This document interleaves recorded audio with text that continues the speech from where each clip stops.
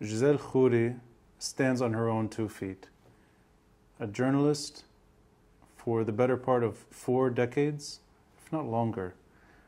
A talented communicator and someone who fell in love and then married a martyr.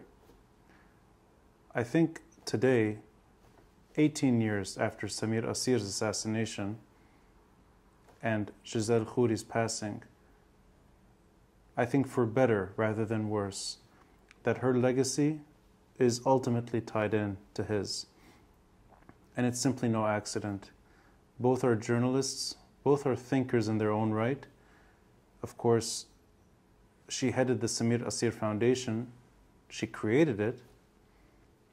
But with that said, I think there's a generation now that is simply passing.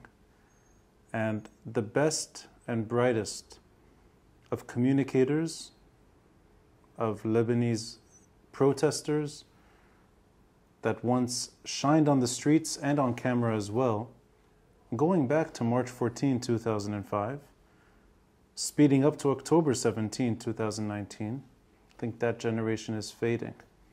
And I think there's a torch being passed on to the next generation, which is why it's critical to remember her voice, to listen to her voice, and always remember that many people tried. And I think her passing is almost poetic because it happens days before October 17, 2023, the 4-year anniversary of October 17. And I think it reflects the wider mood of the country.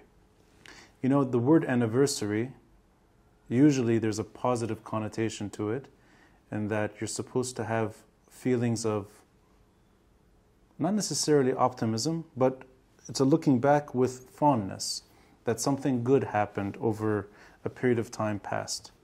In Lebanon's case, anniversaries, there's a free fall into the abyss for all of them, at least the political ones.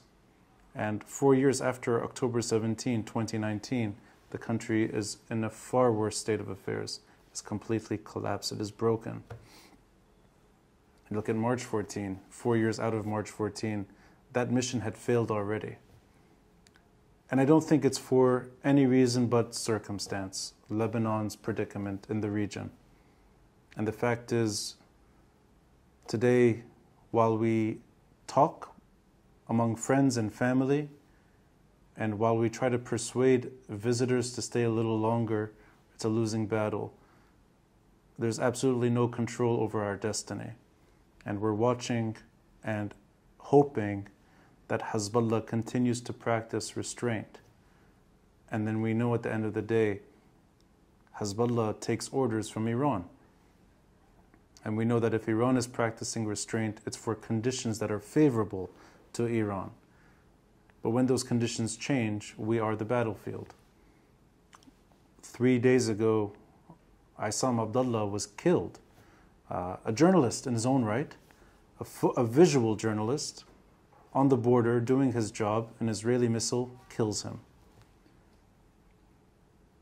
I think the role of a journalist will remain in this country, and the braver of journalists will die.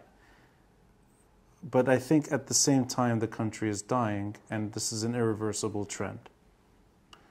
And mourning today over Gisele Khoury's loss was heartbreaking. It's because so many people that show up to these occasions are injured. Not physically injured, but mentally injured, emotionally scarred.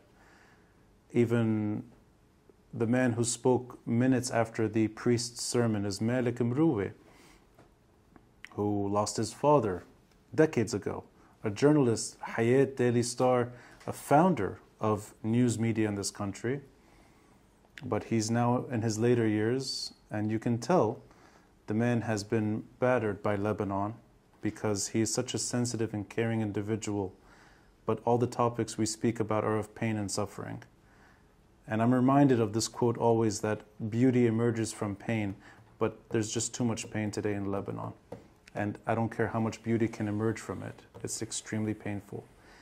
And it's also a mourning of a movement that I think was the last try.